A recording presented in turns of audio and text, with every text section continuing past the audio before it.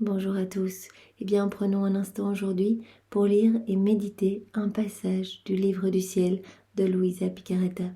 Au nom du Père qui m'a créé, du Fils qui m'a sauvé et du Saint-Esprit qui me sanctifie. Amen. Jésus, je m'immerge en toi, dans ta divine volonté. Je m'unis à toi. Je m'identifie à toi, je me consume en toi, je fusionne ma volonté dans la tienne et je te supplie comme tous les jours, Seigneur, de venir vivre dans mon cœur. Donne-moi la grâce de la vie dans la divine volonté. Ne me quitte pas, Seigneur. Reste en moi et donne-moi cette grâce de pouvoir à chacune des actions de ma journée m'unir à toi pour que ta vie divine puisse croître en moi, que ta divine volonté puisse opérer et agir à partir de toute mon humanité que je t'offre en gage de mon amour pour toi. Oui, Jésus, investis toutes mes actions. Sois présent dans chacun de mes regards, dans mon souffle, mes respirations, mes battements de cœur, mes paroles, mes pensées. Je veux vraiment que chacun de mes micro-mouvements, conscients et inconscients, puisse être fait pour toi, Jésus, pour ta gloire, celle de ton Père, celle de l'Esprit Saint. Que tout puisse être fait par toi, que ce soit toi en moi, Jésus, pas moi avec ma volonté propre, toi, Jésus, qui agisse en moi. Et je veux que tout soit fait totalement immergé dans ta divine volonté pour que mes actes ne soient plus humains, mais soient divins, divinisés par ta présence, Seigneur. Que tu me marques complètement du sceau de ton divin fiat. Je t'adore, Jésus, je te loue, je te bénis, je t'aime et je te remercie. Au nom de tous ceux qui ne t'aiment pas, qui ne t'adorent pas, qui ne te louent pas, qui ne te bénissent pas, qui ne te remercient pas. Et je veux vraiment te faire l'offrande de ma volonté et ma vie pour que tu te serves de ma volonté comme escabeau, comme marchepied pour ta divine volonté. Pulvérise ma volonté propre qui ne m'amène qu'à chuter et qu'à la noirceur et à la misère. Merci Seigneur pour tout ce que tu nous donnes. Merci pour ton amour sans borne, pour ta miséricorde infinie pour chacun de nous. Tu es tellement merveilleux Jésus et vraiment je suis folle de joie d'être ton enfant et folle de joie de découvrir ce cadeau que tu veux donner à chacun, le cadeau vraiment de cette union sanctifiante avec toi. Merci Jésus. Viens maintenant nous disposer chacun pour recevoir justement cet enseignement qui est un cadeau, pour recevoir cette douche de lumière, que nos cœurs soient prêts, soient remplis de ton intelligence à toi, de ta sagesse, pour que nous comprenions ce que tu veux nous dire, Seigneur. Que nous nous laissions guider et ramener à cette place de dépositaire de tout ton royaume.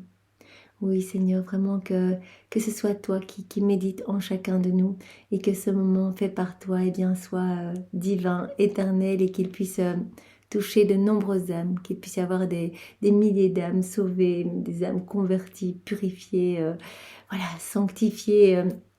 C'est ce que nous te demandons, Seigneur. Merci, Seigneur. Parle maintenant à travers ma bouche et envoie-moi ton Esprit Saint, que je reste toujours unie à toi dans ta vérité. Alors le passage que nous allons méditer est celui du 9 novembre 1925. Donc nous sommes dans le volume 18. C'est Luisa qui parle. Je voulais me fusionner dans la sainte divine volonté comme je le fais habituellement. C'est quelque chose que Luisa elle fait tout le temps, les rondes, elle se fond dans la divine volonté, elle part dans toute la création, elle place ses je t'aime, elle répare au nom de tous, elle bénit, elle loue, etc. Et donc elle se dit, je vais d'abord me fusionner dans la divine volonté pour ensuite adorer mon Dieu crucifié. Mais comme cela m'est récemment arrivé plus d'une fois, ce qui ne m'arrivait jamais auparavant, je suis tombée dans le sommeil, alors que je n'avais même pas réalisé la première chose et donc pas davantage l'adoration. Donc elle s'est endormie avant de faire quoi que ce soit. Alors je me suis dit, je vais d'abord adorer le crucifix.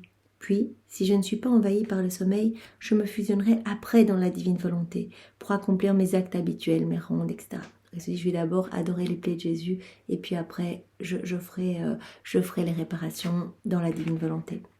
Pendant que je réfléchissais à cela, mon doux Jésus sortit de mon intérieur et approchant son visage du mien, il me dit « Ma fille, commence par te fusionner. La première chose que tu dois faire, c'est te fusionner dans ma volonté. » Et là, totalement fusionné dans ma volonté, présente-toi devant la majesté suprême en lui ramenant toutes les volontés humaines. C'est ça qu'on est amené à faire en tout premier avant de faire quoi que ce soit d'autre, avant d'adorer les plaies de Jésus, etc. On se plonge dans la divine volonté, même avant chacune de nos actions. Et là, qu'est-ce qu'on doit faire ? eh bien, se présenter devant le trône de l'Éternel et réparer pour toutes les volontés en rupture avec la divine volonté, pour tous les hommes qui sont déconnectés en fait, qui ne veulent pas de Dieu et qui agissent seuls en fait, qui étouffent la divine volonté dans leur cœur. Donc c'est ça que Jésus dit à Louisa. Viens et présente-moi toutes les volontés humaines, puis à l'aide de ma volonté, fais réparation pour tous les actes des volontés humaines opposés à ma volonté. Donc nous sommes tous appelés à faire ces réparations. Si nous entendons des personnes qui critiquent, qui jugent, des blasphèmes, des hérésies, des jurons, etc., eh bien directement, nous pouvons dans notre cœur réparer. Nous nous fusionnons en Jésus dans sa divine volonté et nous venons refaire tous ces actes mauvais, les plonger, les refaire, ça veut dire les réparer, les renouveler. On les plonge dans l'acte unique et éternel de Dieu, dans sa divine volonté, et on les réoffre beaux comme autant d'actes d'amour, de louange et d'adoration. C'est l'intention qui suffit. Donc il suffit de dire, voilà, j'entends cette personne qui émet des jugements, eh bien Seigneur, je répare. Je veux réparer ces paroles qui te blessent, qui t'offensent le cœur, et je veux t'apporter du soulagement, de la consolation, de la gloire et de l'amour, en réparant tout dans ta divine volonté.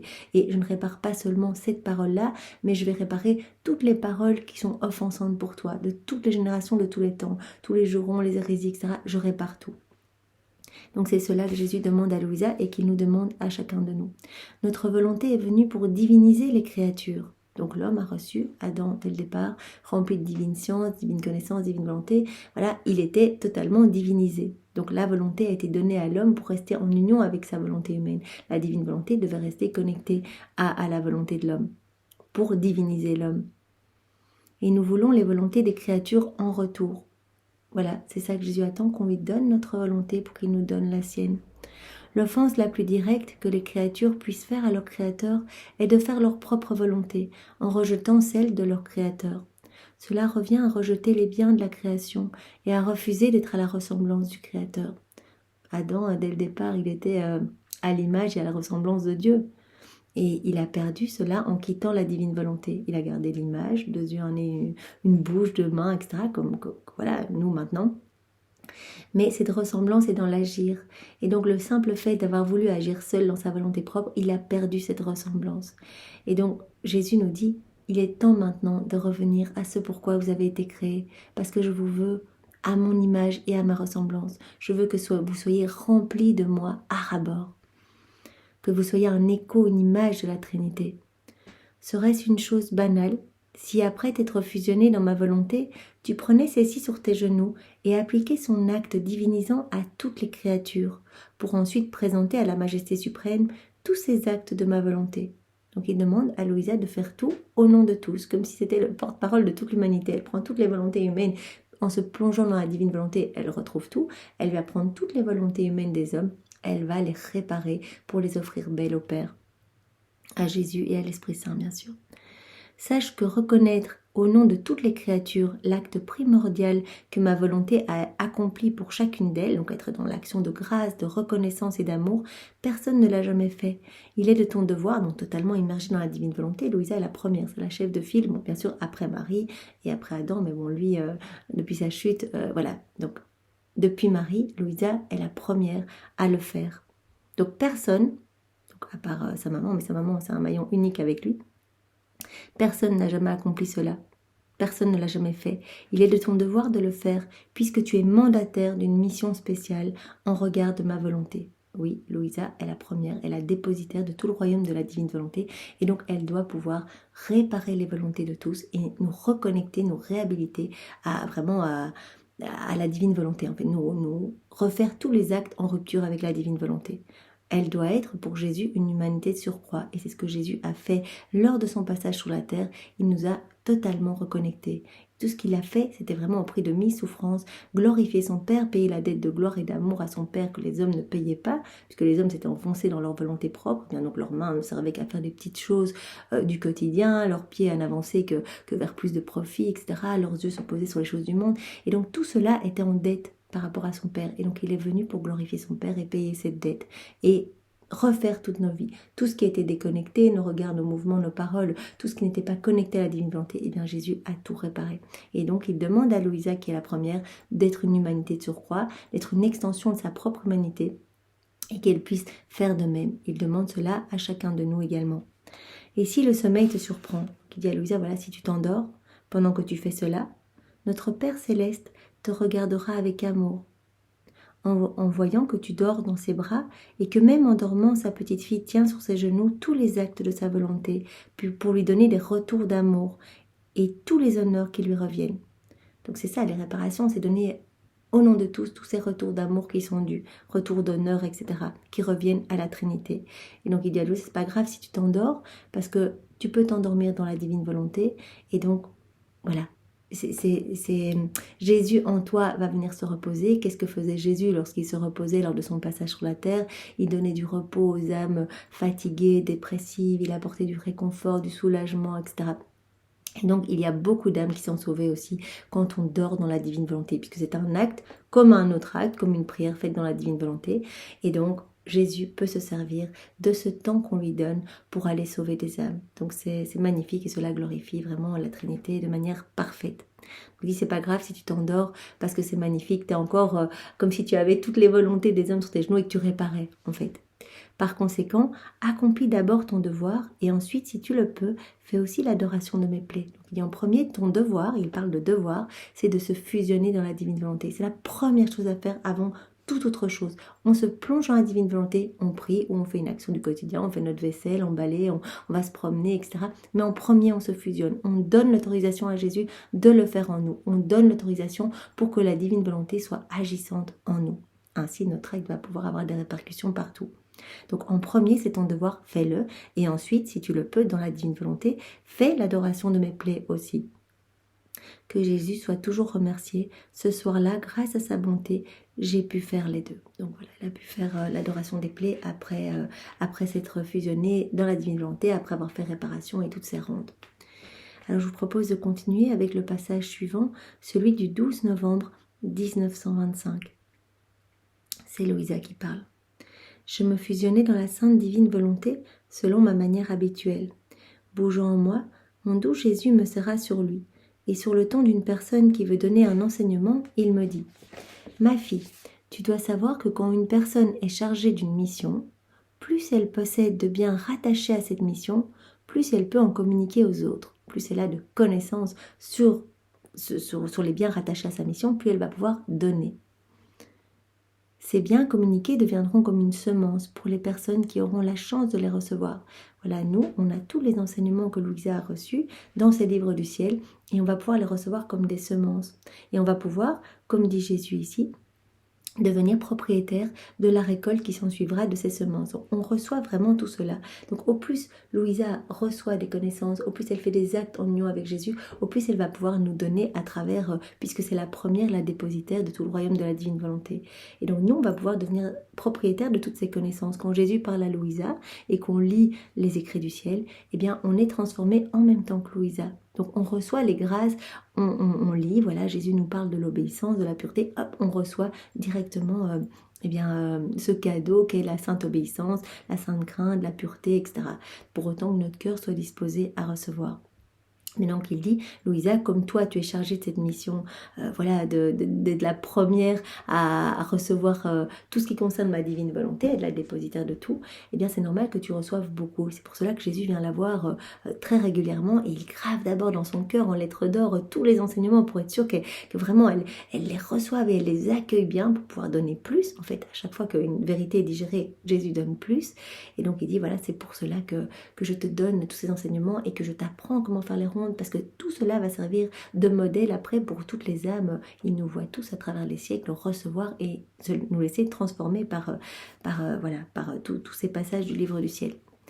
Alors Jésus continue, c'est ce qui est arrivé à Adam, qui avait aussi une mission, qui en tant que premier homme fut à la tête de toutes les générations. À ce titre, il devait posséder toutes les semences nécessaires au développement de la vie humaine.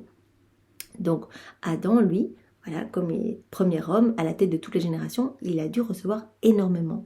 Il a reçu toutes les divines sciences, divines connaissances, divines volontés, etc. Toutes les semences nécessaires au développement de la vie humaine. On peut dire que tout provient de lui. Il possédait toutes les sciences, toutes les connaissances. Les choses que ses descendants allaient réussir à connaître après beaucoup d'efforts, lui, Adam, il les connaissait toutes d'une manière infuse. tout était en fait infusé. Dès le départ, Adam, il voyait un animal, il savait exactement le nom de l'animal, ce qu'il mangeait, etc. Il voyait une plante, il savait à quoi ça servait, pour quelle chose, etc. Il avait la science de toutes les plantes, de toutes les herbes avec leurs vertus particulières, la science de toutes les espèces d'animaux et de la manière de les mettre à profit, la science des arts, de la musique, du chant, de l'écriture, de la médecine, etc. Bref, la science de tout. Il avait tout, puisque vraiment c'était le premier homme. Donc le premier, le chef de mission, il reçoit tout pour pouvoir après diffuser pour les autres. Si les générations ont maîtrisé certaines sciences particulières, Adam, lui, les maîtrisait toutes. Vois donc à quel point une personne qui est à la tête d'une mission doit maîtriser tout ce qu'elle aura à communiquer aux autres. Et c'est ton cas, ma fille, puisque je t'ai placée à la tête d'une mission spéciale, qui est bien plus que celle d'Adam. Il ne s'agit pas ici d'une science humaine, mais de la science des sciences, celle de ma divine volonté, une science toute céleste. Eh bien, je veux que tu possèdes toutes les semences que comporte ma volonté. C'est pour cela que Jésus donne des lumières et que Louisa est gorgée de toutes ses connaissances. Plus tu agiras en ma volonté, plus tu acquerras de connaissances sur elle. Plus tu ajouteras des rayons à son soleil.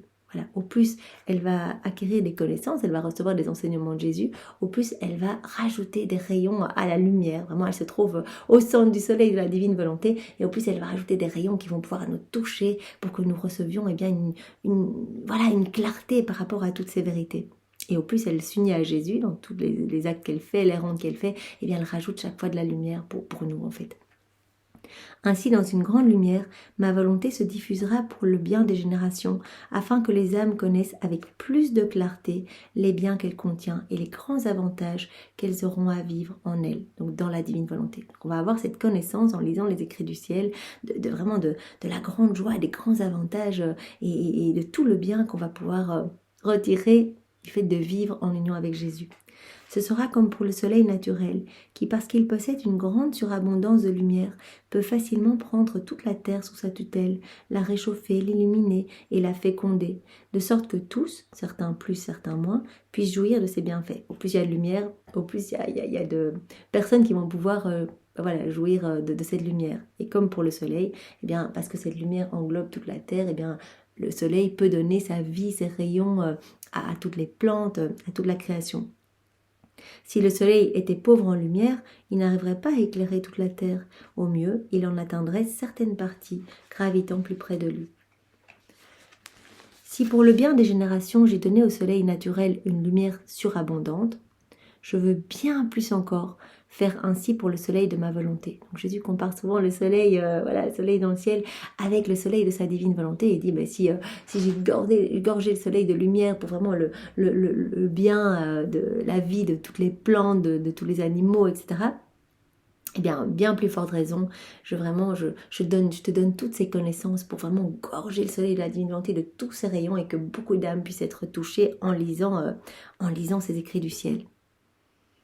Donc je veux faire bien plus encore que pour le soleil qui est dans le ciel, afin qu'il puisse fortement illuminer les âmes, les réchauffer et leur apporter la semence féconde de la sainteté divine. Donc dans la divine volonté, quand on va lire, qu'on va se gorger de ces vérités, les digérer et vraiment nous laisser transformer, eh bien on va acquérir la sainteté divine. Ça, Jésus nous le dit tout le temps, ce n'est plus seulement une sainteté humaine qu'il veut nous donner. Il parle vraiment des saints des derniers temps, voilà, tous ceux qui vont s'ouvrir à la divine volonté et qui vont faire par des petites actions du quotidien simplement des actes divins en laissant Jésus vivre complètement en eux à travers leur humanité. Donc il parle vraiment de sa sainteté à lui qu'il veut donner aux hommes pour vraiment, c'était ça le plan initial. Donc il veut nous ramener à ce plan initial. Et donc c'est le parachèvement de toute la création et de la rédemption. C'est magnifique. Donc voilà. Donc je veux faire cela, donc je veux que chaque rayon puisse réchauffer les âmes, donc toutes ces connaissances puissent être données, réchauffer les âmes et leur apporter la semence féconde de la sainteté divine. Tout comme j'ai choisi Adam pour être à la tête des générations humaines et que j'ai choisi dans le ciel un point où fixer le soleil qui illumine la terre, je t'ai choisi toi, Louisa, pour être au centre du soleil de ma volonté. Ce soleil doit posséder une quantité de lumière telle que tous puissent en être illuminés et se l'approprier. C'est pourquoi tes actes dans ma volonté sont si nécessaires, ainsi que toutes les connaissances que je te donne. tout ce qui est donné à Louisa, tout ce qu'elle fait, tous les actes, les rondes, les réparations, etc., tout est nécessaire pour créer plus de lumière, pour toucher toutes les âmes. C'est la manière de faire habituelle de la sagesse éternelle que de mettre à contribution les actes des créatures afin de compléter le bien dont je veux les combler. Quand Jésus veut donner quelque chose, il demande la participation, donc la contribution des actes des créatures. Comme ça, ces actes des créatures vont pouvoir compléter le bien dont il veut nous combler. Donc comme Louisa ici, elle doit faire des actes, etc. Elle doit accueillir les vérités de Jésus, elle doit se laisser façonner, elle doit se fusionner dans la divine volonté pour vraiment faire grandir la lumière et que nous puissions la recevoir. Il en fut ainsi concernant la rédemption du genre humain. Une période de 4000 ans a été nécessaire pour que les actes préparatoires que les créatures avaient à poser aient été accomplis. Les patriarches, les prophètes, ainsi que tout le bien qui s'est fait dans l'Ancien Testament ont été mis à contribution pour ouvrir la voie à l'accomplissement de la rédemption. Le plan de Dieu, l'œuvre de la rédemption, mais il a besoin des actes des hommes, des actes préparatoires. Ici, tous les actes qui ont été accomplis, les actes saints dans l'Ancien Testament, des patriarches, des prophètes, etc., tout cela a servi, a été mis à contribution, tous ces actes ont été mis à contribution pour ouvrir la voie à l'accomplissement de la rédemption. Cependant, il fallait plus encore. Aussi bons et saints qu'étaient ces actes, le mur très élevé du péché originel maintenait toujours la coupure entre les créatures et Dieu. Voilà, cette rupture entre la volonté propre et la divine volonté. Donc malgré tous ces actes, ça ne suffisait pas. Donc, la venue d'une vierge était nécessaire, la Vierge Marie, une vierge conçue sans la faute originelle, innocente, sainte, enrichie par Dieu de toute grâce, dépositaire donc de la divine volonté. Elle était conçue dans l'union de puissance, de la mère de puissance du Père, de la mère de sagesse de Jésus et la mère d'amour du Saint-Esprit remplie à bord de la divine volonté. Donc, c'était nécessaire qu'elle vienne reprendre tous les actes saints. Voilà, des 4000 ans avant elle, donc des patriarches, des prophètes, etc., elle les a repris en elle les a vraiment recouverts de sa pureté, de sa sainteté, et refait dans la divine volonté. Donc c'était nécessaire, parce que la rupture était vraiment très importante entre les hommes qui avaient quitté, entre la divine volonté et la volonté humaine. Donc voilà, il était nécessaire qu'une vierge conçue sans la faute originelle, innocente, sainte, enrichie par Dieu de toute grâce, puisse faire sien tous les actes saints réalisés pendant les 4000 ans. Elle couvrit ces actes de son innocence, de sa sainteté et de sa pureté, de sorte que la divinité les vit comme à travers ceux de cette innocente et sainte créature, qui non seulement embrassa tous les actes des anciens, mais les surpassa tous. Elle les a tous refaits dans la divine volonté, pour vraiment les offrir parfaits au Père. C'est ainsi, c'est en faisant cela, qu'elle obtint la descente sur la terre du Verbe si longuement attendu. Donc c'est vraiment en reprenant tous les actes des saints avant elle, des patriarches, etc., tous les actes magnifiques, des prophètes, etc., elle les a tous repris, elle les a tous vraiment plongés dans sa sainteté, dans sa pureté, etc. Elle les a tous refaits dans la divine volonté, et c'est parce qu'elle a offert tout cela qu'il y a pu avoir la descente de Jésus en son sein. Ce qu'il advint des actes réalisés par les justes de l'Ancien Testament peut être comparé à la situation d'une personne qui possède beaucoup de pièces d'or et d'argent, mais sans que l'effigie du roi ne soit imprimée dessus. Bien qu'en soi ces pièces ont de la valeur, elles ne peuvent être considérées comme de la monnaie valable dans le royaume. Donc vraiment tous les actes de l'Ancien Testament, c'est comme des pièces d'or ou d'argent qui ont de la valeur, mais qui ne sont pas des pièces qui peuvent être utilisées dans le royaume, parce qu'il n'y a pas d'effigie dessus, il n'y a pas de sceau. Si cependant le roi acquiert ces pièces et y imprime son effigie, elles se transforment en monnaie légale. C'est ce que la Vierge a fait. Elle imprima sur les actes de l'Ancien Testament son innocence, sa sainteté et la divine volonté qui étaient en sa possession, et elle les présenta. Elle présenta ces actes transformés à la divinité. Elle obtint ainsi que le Rédempteur descende sur la terre. Donc c'est comme cela qu'elle a supplié la Trinité pour faire descendre Jésus en son sein. Enfin, en tout cas, pour supplier pour que la rédemption arrive, en fait, que le Verbe éternel puisse descendre sur la terre. Elle ne savait pas que ça allait être la mère de Jésus. Ça, on a bien lu dans les écrits de Maria Valtorta. Elle ne savait pas, elle suppliait pour devenir la servante de la mère du Sauveur. Mais donc elle a pu en tout cas hâter la venue de Jésus sur la terre. en reprenant donc tous les actes saints et en y mettant vraiment le cachet de la divine volonté dessus, vraiment le sceau du divin fiat dessus. Cependant, pour que ces actes aient valeur de monnaie, pour permettre d'entrer au ciel, non seulement le sceau de la sainteté, de l'innocence et de la divine volonté devait y être apposé, mais aussi le sceau de l'opération du Verbe lui-même. Donc il fallait, pour que, toujours dans cet exemple, que tous ces actes saints puissent ouvrir les portes du ciel, il fallait le cachet de la Vierge Marie, donc voilà ce qu'elle a tout refait dans la divine volonté, mais il fallait aussi le sceau de l'opération de Jésus lui-même, donc ses souffrances, son sang, etc. Si les actes de la Vierge ont été suffisants pour me faire descendre parmi les créatures, mon opération divine était nécessaire pour permettre aux créatures de monter au ciel. C'est ainsi que j'ai fait mien tous les actes saints réalisés par les créatures, de la première à être venue sur la terre, à la dernière à y venir. Donc Jésus a repris tous ces actes saints jusqu'au dernier et y a apposé son sceau divin. J'ai placé sur eux mon sceau, lequel est constitué de mes souffrances inouïes et de mon sang versé. Toutes les souffrances de Jésus pour chacun de nous. Rappelons-nous, depuis la seconde 1 de son incarnation jusqu'à sa mort, Jésus a refait toutes nos vies, a repris tous nos regards déconnectés de la divine volonté, toutes nos paroles, nos actions, nos pas, voilà, tout ce qui était complètement en rupture. Et il a tout souffert en lui. Tout souffert à l'intérieur, donc ça ne se voyait pas extérieurement, mais ses fibres étaient torturées, vraiment flagellées, il recevait des clous continuellement, c'était des petites morts continuelles. Donc toutes ces souffrances inouïes, eh bien, jusqu'au dernier soupir sur la croix, donc depuis la seconde 1 de son incarnation jusqu'au dernier soupir sur la croix, eh bien, il a repris toutes ses souffrances, son sang précieux, et il a apposé ce sceau divin sur tous ses actes saints pour ouvrir les portes du ciel. Donc il y a le sceau de la Vierge Marie, qui a tout refait dans la divine volonté, qui a tout vraiment baigné dans sa sainteté, sa pureté, etc. Et le sceau de Jésus également. Ainsi, comme un roi magnanime, j'ai mis à la disposition de tous la monnaie permettant d'entrer au ciel. Voilà, donc les portes du ciel sont ouvertes.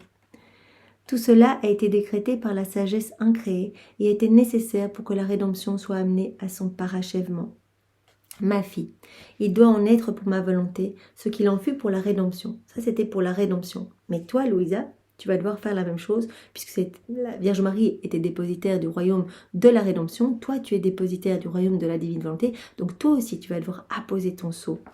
Afin que ma volonté soit connue par les créatures et puisse devenir leur principe de vie, il est nécessaire que les actes soient bonifiés. Comment apposer son sceau? Eh bien, tu vas tout refaire dans la divine volonté. À l'exemple de ma Mère Céleste et de moi-même, tu dois embrasser dans ma volonté tous les actes réalisés dans l'Ancien Testament, ceux accomplis par la Reine du Ciel et ceux accomplis par moi-même, ainsi que ceux qui ont été réalisés ou le seront par les bonnes et saintes personnes jusqu'à la fin des temps. Donc tu vas reprendre tous les actes saints, les actes bons, depuis le premier, les actes de ma maman, des patriarches, des prophètes, mes actes à moi, et tous ceux qui vont se réaliser jusqu'au dernier. Tu vas tout prendre et tu vas les bonifier en mettant le sceau de la divine volonté sur tous. Sur tous ces actes, tu mettras ton sceau d'amour, de bénédiction et d'adoration, bonifié par la sainteté et la puissance de ma volonté. Rien ne doit t'échapper. Ma volonté embrasse tout. Tu dois embrasser tout, toi aussi. Donc voilà, Louisa, elle a cette mission spéciale et on voit combien elle est importante. Ce n'est pas une petite révélation privée comme ça. Louisa, elle se trouve à la gauche de Jésus dans le ciel. Voilà, Jésus l'a dit dans plusieurs passages. À ma droite, c'est ma maman, voilà, qui est vraiment la co-rédemptrice. Et toi, Louisa, qui est cette chef de file pour vraiment voilà, que tout l'enseignement sur la divine volonté puisse partir, eh bien, tu es à ma gauche. Donc vraiment, c'est important et elle a une mission très particulière. C'est pour ça qu'elle reçoit toutes ces grâces de connaissance et qu'elle reçoit ces visites si répétées de Jésus. Eh bien, Seigneur, nous nous offrons à toi pour pouvoir faire ce qu'il te plaira. Guide-nous pour que nous aussi, nous puissions être à notre petite mesure des instruments entre tes mains et que tu puisses te glorifier par toutes nos vies, Seigneur. Vraiment, nous sommes tout à toi et nous t'aimons infiniment avec ton amour. Nous t'adorons avec tes adorations. Nous te louons avec tes louanges et nous te bénissons avec tes propres bénédictions. Nous le faisons vraiment au nom de tous les hommes, de ceux qui ne te connaissent pas, de ceux qui ne t'aiment pas, de ceux qui ne veulent pas de toi. Vraiment, nous réparons en ce moment au nom de tous et nous te donnons ton amour pour que tu puisses eh bien, être consolé et te sentir aimé de tous. Au nom du Père et du Fils et du Saint-Esprit. Amen. Soyez tous bénis et passez une belle après-midi dans la divine volonté de Jésus. Au revoir.